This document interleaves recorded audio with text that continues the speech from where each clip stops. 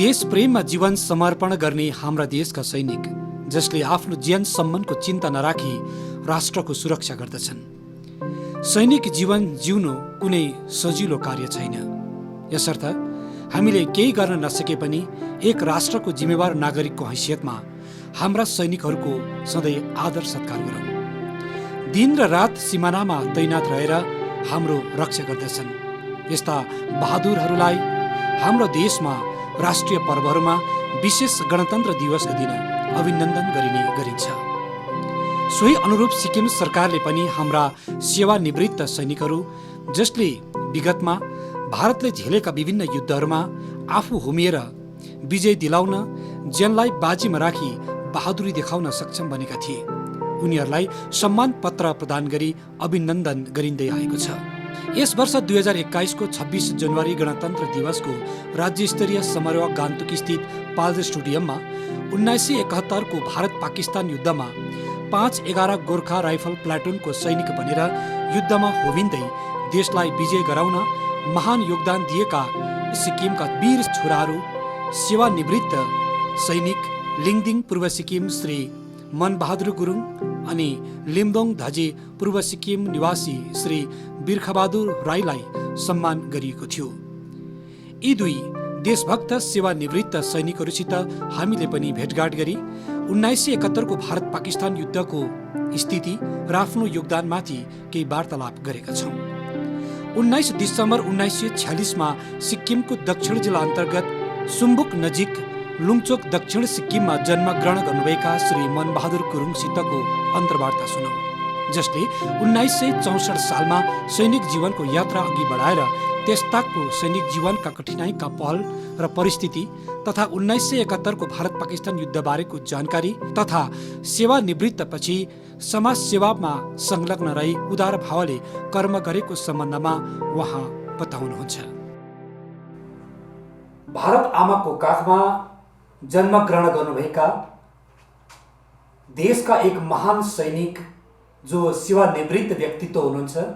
सिक्किमको दक्षिण जिल्ला अन्तर्गत लुङचोक बस्तीमा जन्म ग्रहण गरेर हाल सिक्किमको पूर्व जिल्ला अन्तर्गत लिङदिङ बस्तीमा बसोबास गर्दै आउनुभएका महान व्यक्तित्व हुनुहुन्छ, जो हाम्रा देशका रक्षक एक सैनिक जो 511 गोर्खा राइफल बटालियनमा आफ्नो सेवा प्रदान गर्दै सन् 1971 सालको भारत पाकिस्तान युद्धमा समेत आफू होमिएर त्यस युद्धमा देशलाई स्वाधीन गराउन एक सैनिकको भूमिका निर्वाह गर्ने व्यक्तित्व श्री मनबहादुर गुरुङ, जसलाई हालै गणतन्त्र दिवसको दिन सिक्किम सरकारले पनि उहाँलाई अभिनन्दन गरिसकेको छ।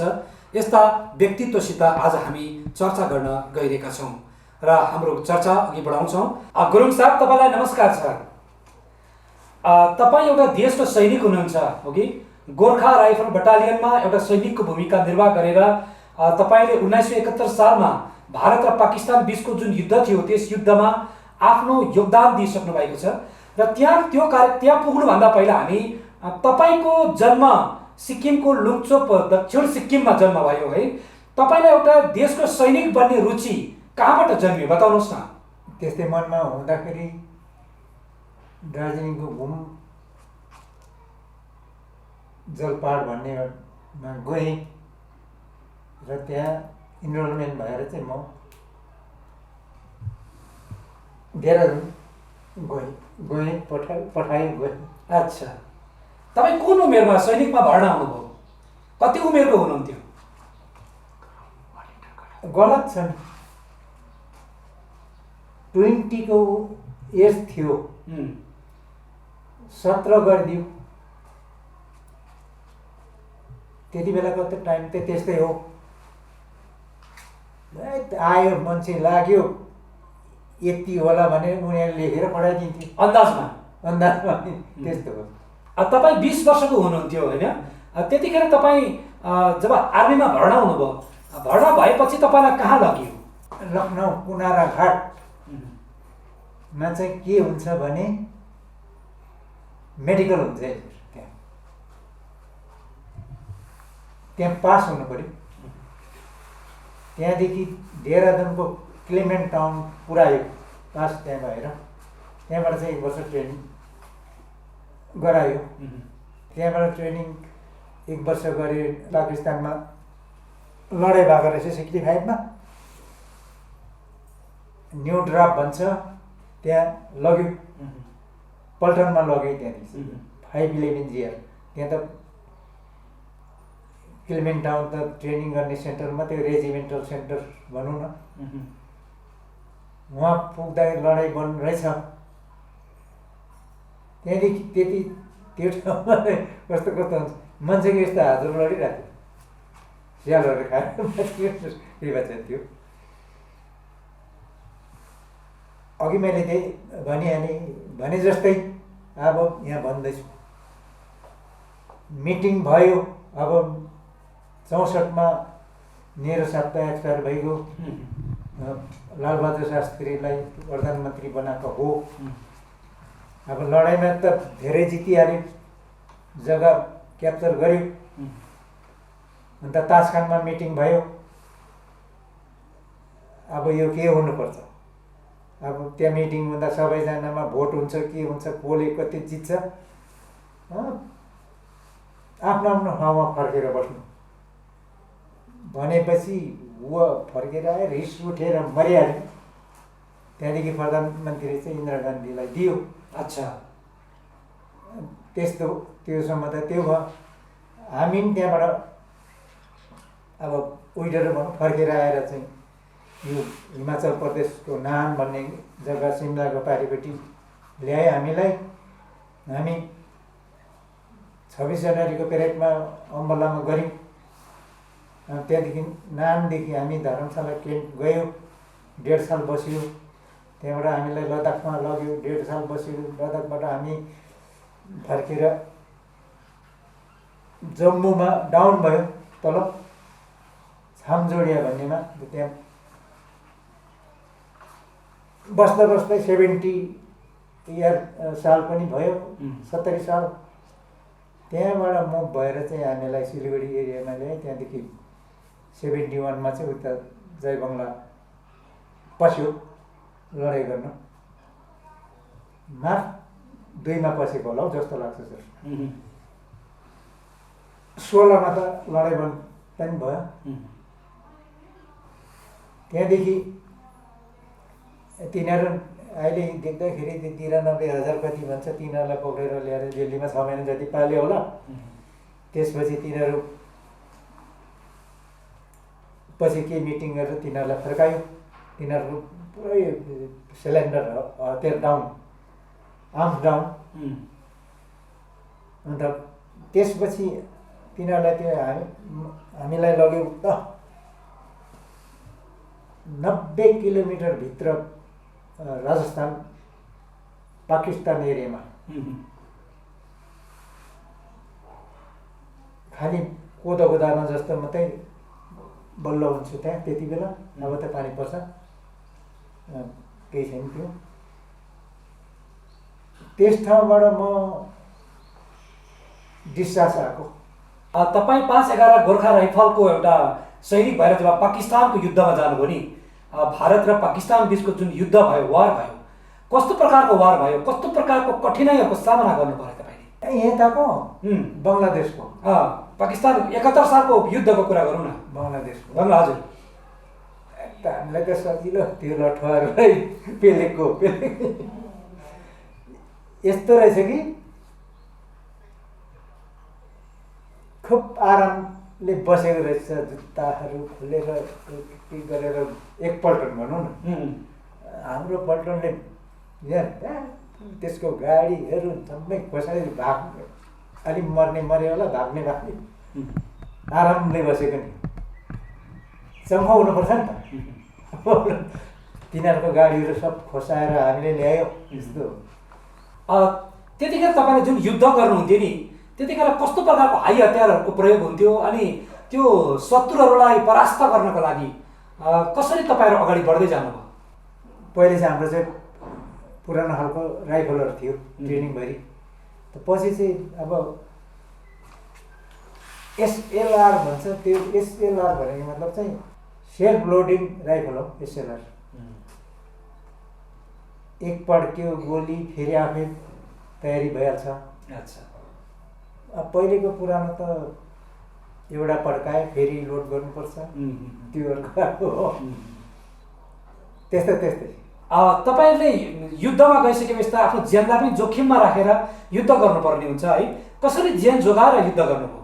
त्यसमा बाँच्ने बाँचिहाल्छ, मर्ने मर्छ।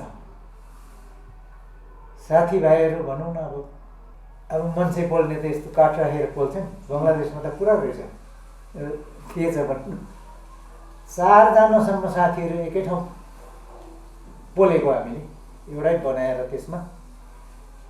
अन्त त्यो पनि हामीले त उठाउने मौका पायो र तिनीहरू त उठाउने मौका नभएर लडेर कुहिरा गर्नुहुन्थ्यो। भारतको फौजमा तपाईँ हुनुहुन्थ्यो होइन, जो युद्ध गर्नुपर्ने पाकिस्तानसँग, र पछि गएर 1971को वार जो भए पश्चात सकियो होइन, र भारतले एउटा विजय प्राप्त गरिसकेपछि तपाईँ कहिले फर्केर आउनुभयो? यता घरपट्टि कि? हजुर। 72 मा। 72 सालपछि फर्केर आउनुभयो? 72 मा। अच्छा। तपाईँ 1946 सालमा जन्मिनु भएको होइन। 1947 सालमा हाम्रो देश भारत स्वाधीन भयो, र स्वाधीन भए पश्चात तपाईँमा पनि एउटा देशप्रतिको माया, देशको एउटा सैनिक बन्छु भन्ने सपना हुँदाहुँदै पछि तपाईँ 20 वर्षको उमेरमा तपाईँ सैनिकमा जानुभयो। तपाईँ हाम्रो गोर्खा राइफल प्लाटुनमा जानुभयो, र हुँदै गएपछि तपाईँ 71 सालमा भारत र पाकिस्तानको बिचको युद्धमा पनि तपाईँ होमिनुभयो, र त्यस पश्चात तपाईँ 1972 सालमा फर्किएर आफ्नै जन्मभूमिमा आउनुभयो होइन। आएपछिको तपाईँको अनुभव कस्तो रह्यो? आएपछि बहुत दुःख गरेँ नि सर। 3 वर्ष गुरुबाउ गरेँ, स्कुल बनाएँ, गाउँलेहरूलाई घर बाँस मागेर के गर्नु, त्यस्तो दुःख छ नि सर। अच्छा। सरहरू त यता अलिक गान्तोक नजिकको, हामी त अलिक रिमोट दक्षिण सिक्किम। राजा उडायो 73 मा। अब काजी साहबको पालो आयो, स्कुल मागे, सर गर्नु गरेको अरे अलिकति बाबुको थिएछ जमिन, स्कुल दिन्छु, जमिन चाहिन्छ, कति चाहिन्छ? 2 एकर आधा जमिन दिए। बाबुलाई लौरो टेक्दै लगेर नाम्चीमा हाम्रो अफिस त्यता सिग्नेचर गर्नु लाग्यो। अन्त स्कुल दियो है, मेरो पढालेखा छैन, म त एउटा 9 पास गरेको केटा गाउँमै थियो, राम्रो पढालेखा हो, उसलाई अन्त स्कुल जिम्मा दिए, गभर्मेन्टले टेको स्कुल पनि दियो, उसलाई दिएर चाहिँ अन्त म आएर यहाँ पुलिसमा लागेँ। पुलिसमा 30 वर्ष नोकरी गरेँ। त्यही जमिन दिएर अहिले जुनियर हाई स्कुल त छ। कुन चाहिँ स्कुल हो त्यो? लुङचोक प्राइमेरी, माने पहिले प्राइमेरी, अहिले चाहिँ जुनियर हाई स्कुल हो। सुम्बुकको माथि लुङचोक, मेरै बाउको बारीमा हो। बडा राम्रो योगदानको काम गर्नु भएको रहेछ। अघि एउटा अन्तमा सोध्छु तपाईँलाई, हालैमा सिक्किम सरकारले तपाईँलाई गान्तोकको पाल स्टेडियममा गणतन्त्र दिवसको दिन बोलाएर है एउटा सम्मान पनि गर्यो, एप्रिसिएसन गर्ने काम गर्यो होइन, जो तपाईँले देशप्रति गर्नुभएको एउटा सैनिक जीवनको योगदानलाई सम्झिँदै अनि यस्ता सामाजिक सेवाहरूको काम गरे बापत तपाईँलाई सम्मान गरियो। त्यो सम्मान पाउँदा तपाईँलाई कस्तो लाग्यो? धेरै खुसी लाग्यो। म बाँचिरहेको थिएँ, अब मर्ने साथीभाइहरू त मरिहाल्यो, कस्तो हुन्छ नि। देशको सैनिक बन्न पाउनु सौभाग्य हो। देशले लाएको ऋणबाट उऋण हुने मौकाको फाइदा सैनिकले मात्र लिँदछन्। यसरी सेवानिवृत्त सैनिकहरूलाई क्रमैले सिक्किम सरकारले सम्मान गर्दै आउनु भएकोमा लिङदिङ पूर्व सिक्किम निवासी मिलिटरी फोर्सका सेवानिवृत्त एक सैनिक श्री विमल थापा सरकारलाई आभार व्यक्त गर्नुहुन्छ। आदरणीय दर्शक महानुभाव, हामी भारत देशका नागरिक हौँ अनि हामी तबसम्म सुरक्षित रहन्छौँ जबसम्म हाम्रा देशका सैनिकहरूले हाम्रो देशको रक्षा गरिरहनुहुनेछ, र त्यस्ता सैनिकहरूको सम्मान, इज्जत र प्रतिष्ठा स्थापित गरिराख्नु हामी नागरिकको पनि परम कर्तव्य हो। यस्तै एकजना देशका अर्का सैनिकसँग पनि हामी कुराकानी गर्दैछौँ, जो आर्मी रिटायर्ड लाइफ बिताएर उहाँ अहिले आफ्नो वासस्थान फर्किआउनु भएको छ। यहाँ हुनुहुन्छ श्री विमल थापाज्यू र यहाँले पनि हाम्रा यी ख्यातिप्राप्त व्यक्तित्वहरू अर्थात् यी हाम्रा एक्स आर्मीहरूलाई जसलाई चिन्नुहुन्छ, जसलाई सिक्किम सरकारले अभिनन्दन गरिसक्नु भएको छ र यहाँबाट पनि हामी जानकारी लिनेछौँ। विमलज्यू, हजुरलाई पनि स्वागत छ र तपाईँ पनि एउटा देशको सैनिक भएर धेरै वर्ष सेवा दिनुभयो, राष्ट्रको सेवा गर्नुभयो र अहिले फर्केर आउनु भएको छ, सेवानिवृत्त जीवन बिताउनु भएको छ र हामीले सिक्किममा धेरै देख्यौँ कि जसले सैनिक कालमा भारत र पाकिस्तान बिचको युद्धमा पनि आफ्नो जीवनमा सङ्घर्ष गर्नुभयो, लडाइँ लड्नुभयो र फर्केर अहिले आउनुभएको छ अघि, र उहाँहरूलाई देख्दा तपाईँ कस्तो अनुभव गर्नुहुन्छ? सर्वप्रथम त म आज यो दूरदर्शन केन्द्रलाई जुन प्रकारले तपाईँले यो टेलिस्कोप गर्ने हाम्रो यो एक्सप्रेसम्यान जति पनि छ सिक्किममा रिटायर भएर आएकोहरू, उहाँहरूलाई एउटा समाजको तपाईँले जुन देखाउने प्रयत्न गर्नुभएको छ, यसको लागि दूरदर्शन केन्द्रलाई धन्यवाद दिन चाहन्छु। सर्वप्रथम त म सिक्किम सरकारलाई हाम्रो सम्पूर्ण सिक्किमको एक्स सर्भिसम्यान वेलफेयर एसोसिएसन संस्थाको तर्फबाट उहाँलाई धन्यवाद ज्ञापन गर्न चाहन्छु कि एउटा एक्स सर्भिसम्यान एउटा आर्मी जीवन बिताएर उहाँ आफ्नो घरमा फर्केपछि उहाँलाई एउटा सम्मान दिने क्रममा सरकारले वर्तमान सरकारको टाइममा जुन प्रकारको योगदान, जुन प्रकारको प्रोग्रामहरू गर्नुभएको छ, यसको लागि हामी उहाँ सरकारलाई धेरै धेरै धन्यवाद दिन चाहन्छौँ र यो क्रम आउनेवाला समयमा पनि जारी रहोस् भन्ने सन्देश दिन चाहन्छु। एउटा आर्मीको जीवन कस्तो हुन्छ, कतिको अनुशासित हुन्छ, कतिको उत्तरदायित्वपूर्ण हुन्छ, बताइदिनुहोस् न। तपाईँ पनि एकजना एक्स आर्मी भएको हैसियतमा। म एउटा आर्मी जीवन बिताएर आएको व्यक्ति हुँ र आर्मी जीवन वास्तवमा हेर्नु पर्यो भने यसलाई मेरो आफ्नो तरिकाले हेर्नु पर्ने एउटा रोमाञ्चक पनि हो र एकदम कठिनाइ जिन्दगी हुन्छ। हामीले आफ्नो सम्पूर्ण घर परिवारलाई छोडेर आफ्नो जन्म दिने आमा बुवा र आफ्नो छोराछोरी, आफ्नो सन्तानलाई पनि त्यागेर आफ्नो देशको लागि सम्पूर्ण जीवन हामीले व्यतीत गर्ने कसम खाएर हामीले घर छोडेर गएका हुन्छौँ। हामीले यहाँ मनबहादुर गुरुङज्यू जो सिक्किम सरकारले पनि उहाँलाई अभिनन्दन गरिसक्नु भएको छ है, र उहाँलाई पनि अन्तर्वार्ता गर्दा उहाँले भन्नुभएको छ कि उहाँले आर्मीको जीवन यस्तो हो, मरे वनवास बाँचे घर भन्ने खालको कुरा गर्नुहुँदै थियो है। र तपाईँले पनि आर्मीको जीवनभित्र आउनुभयो, झन् उहाँले त भारत र पाकिस्तान बिचको युद्धमा पनि लडाइँ लडेर फर्केर आउनुभयो। उहाँलाई सम्झिँदा कस्तो लाग्छ? 1971 जस्ता भारत र पाकिस्तानको जो महान युद्ध भएको थियो, त्यस्तो लडाइँमा पनि मनबहादुर जस्ता महान व्यक्तित्वहरूले जुन प्रकारले लडाइँ लड्नु भयो, जुन तकनिक साधन आज छ त्यो त्यस बेला थिएन र त्यो साधनमा त्यस्तो तकलिफमा पनि उहाँहरूले जुन प्रकारले देशको सेवा गरेर देशलाई एउटा बचाउने क्रममा उहाँले काम गर्नुभयो, यसको लागि हामी उहाँलाई सम्मान गर्छौँ। र यो सम्मान गर्ने क्रममा पनि सिक्किम सरकारले जुन प्रकारले यसपालि एउटा सुरुवात गरेको छ, यो समय रूपमा चल्दै जाओस् र आउनेवाला दिनमा पनि यस्तो थुप्रै लुकेका वीर योद्धाहरूलाई सम्मान दिने क्रम सरकारले गरोस् भन्दै म उहाँहरूलाई साथै सरकारलाई धन्यवाद दिन चाहन्छु। जीवन खोला जस्तै बगिरहन्छ अनि एक दिन पञ्चतत्त्वमा विलय हुन्छ। बाँचुन्जेल गरेका महान र पुण्य कर्मले इतिहास कोरिन्छ।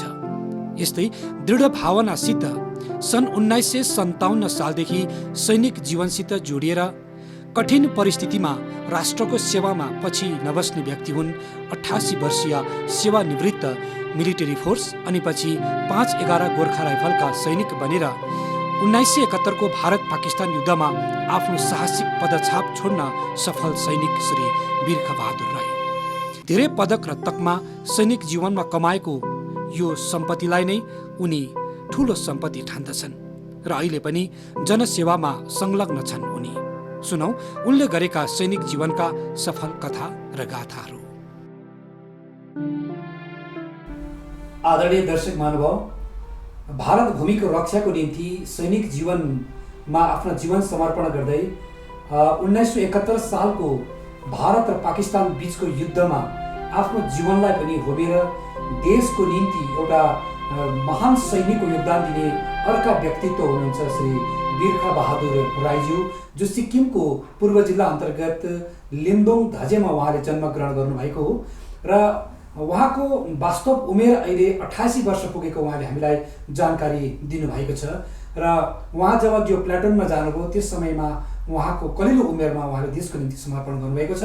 यस्ता व्यक्तित्वबाट आज हामी यहाँसित चर्चा गर्नेछौँ र प्रथम त राई साहब तपाईँलाई हाम्रो तर्फबाट धेरै धेरै स्वागत। नमस्ते। नमस्ते हजुरलाई पनि। आज हजुरसित सुनौलो भेटघाट भइराखेको छ अघि। हजुर भन्नुहोस्। तपाईँ एउटा सैनिक जीवन मिलिटरी फोर्समा तपाईँ एउटा सैनिकको रूपमा पहिला प्रवेश गर्नुभयो आफ्नो जीवनलाई। हजुर। र एउटा भारतको सैनिक बनेर अगाडि बढ्नुभयो र तपाईँ कुन उमेरमा तपाईँ एउटा सैनिक जीवनमा शुभारम्भ गर्नुभयो अनि तपाईँमा एउटा रुचि, एउटा देशको सैनिक बन्ने रुचि कसरी जन्मियो?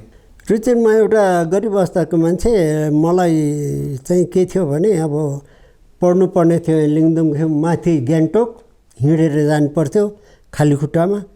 र मलाई के लाग्यो भने अब नोकरी पनि नपाउने, केही नपाउने, पढेर पनि के पाइन्छ होला भने भर्तीहरू त आइरहने हुँदा चाहिँ मलाई उहाँ चाहिँ खुब रुचि भएको। म त्यति बेला 22 वर्षको उमेर थिएँ र यो सोल्जर बोर्डमा चाहिँ के भयो भने सिक्किम सोल्जर बोर्डमा चाहिँ त भर्ती आएको छ भनेर भन्नुभयो। त्यहाँबाट चाहिँ यहाँ गयौँ। त्यहाँ गएर त भएन, हामीले चाहिँ लेबुङ पठायो माथि जलपाहाड दार्जिलिङ। त्यहाँ चाहिँ हामी भर्ती भएर चाहिँ गोरखपुर हुँदै हामी देहरादुन गयौँ। देहरादुन चाहिँ हाम्रो 11 जिआरको चाहिँ अब सेन्टर छ देहरादुनमा चाहिँ माथि क्लेमेन्ट टाउनमा। पश्चिमी पल्टनको चाहिँ तल खोलाघारीमै पर्छ। उहाँहरूको चाहिँ अब रिमेम पावरै छैन, त्यति बेला नामहरू पनि भुलिसक्यो उहाँहरू। अन्त जिआरहरू पनि जति पनि छ नेपालको होस् या दार्जिलिङ कालिम्पोङ इन्डियनको कहीँ पनि हुन्थ्यो। जिआरमा जाँदा चाहिँ भर्ती चाहिँ हाम्रो क्लेमेन्ट टाउन हो देहरादुन। र पहिला तपाईँ इन्डियन मिलिटरी फोर्समा भर्ती हुनुभयो, त्यस पछाडि ट्रेनिङ पश्चात तपाईँ 5-11 गोर्खा राइफलमा जानुभयो होइन? हजुर। तैनात ड्युटी गर्नुपर्थ्यो, कस्तो ट्रेनिङ हुन्थ्यो? ट्रेनिङ त त्यति बेला पुरा सखत हुन्थ्यो। हाम्रो चाहिँ ट्रेनिङ चाहिँ कस्तो हुन्थ्यो भने एउटा घमण्डी भयो भने त घमण्डीले आउने भने त्यो सेक्सनको मान्छेले चाहिँ पुरा किट बक्स ठुलो हुन्छ, त्यहाँबाट ब्याट हुन्छ, त्यहाँबाट किट बक्स बोकेर चाहिँ जो फर्स्ट आउँछ त्यसले चाहिँ आराम पायो, खानु जानुपर्ने। त्यस्तै ठोकिएर हतारमा कुद्नेहरू हुन्छ र ठोकेर लडिन्छ, अगाडि जाँदै गरेको पनि पछाडि ठोकाएर लास परिन्छ, त्यस्तो दुःख गरिन्छ। पसिना खुब बगाउनुपर्छ। हाम्रो अब त्यति बेलाको ट्रेनिङको हाम्रो उस्तादहरूले के भन्थ्यो भने जति रगडो उतनै मजबुत हुन्छ, रगडुलाई जितना रगडो उतनै मजबुत होता है, ऐसा कथा था। त्यसरी भन्थ्यो। रगडोलाई त एकदम हुँदैन, सुत्नु पनि दिनु हुँदैन भन्थ्यो। त्यति साह्रो पहिलामा गर्थ्यौँ। त्यति बेला पिठ्या पनि पाउने, हामीले कुद्नु पाउँथ्यो त्यति बेला उस्तादहरूले। अहिले त अब पाउँदैन। अब ज्ञानी बुद्धिमान हुँदै गयो, पढेको मान्छेले त कहाँ कुटाइ माग्छ र, होइन सर? हामी अब अनपढ मान्छेहरू कुटाइ पाउँदै पनि कुद्दै पऱ्यो। अब त्यस्तो हुन्थ्यो पहिलाको। ल अहिलेको र पहिलाकोमा अलिक भिन्नता छ। पहिलाको पुरा रगड्थ्यो हामीलाई, अहिले त्यसरी रगड्ने र कुटाइ चाहिँ दिँदैन अहिले, त्यो त मना गरेको छ। कति आफ्ना सैनिक दाजुभाइहरूले त्यो समयमा त्यो युद्धमा ज्यान पनि गुमाउनु भयो होला अघि, तर तपाईँहरूले आफूलाई सुरक्षित राखेर पछि त्यो युद्ध सकिएपछि आफू समयकाल अवधि पश्चात घर फर्केर पनि आउनुभयो। त्यो युद्धको अवस्था कस्तो पाउनुभयो? कति साथीभाइले ज्यान गुमाउनुको अवस्था कस्तो थियो? म चाहिँ के भन्छु अरे, वार चाहिँ कहिले पनि नहोस्, कहीँ पनि कुनै देशमा पनि संसारभरि चाहिँ नहोस्। त्यति बेला के हुँदो रहेछ, वारको दृष्टि हेर्दाखेरि अन्धा र बुढाबुढी बालबच्चा नानीहरू चाहिँ सबै छोडेर कुदिहाल्दो रहेछ। अब जस्तै यहाँनिर त ब्ल्याङ्के पड्क्यो, त्यो अन्धा नानीहरू छ, आमाहरू बाबुहरू चाहिँ आफ्नो पनि जिउ कुदेर जान्छ।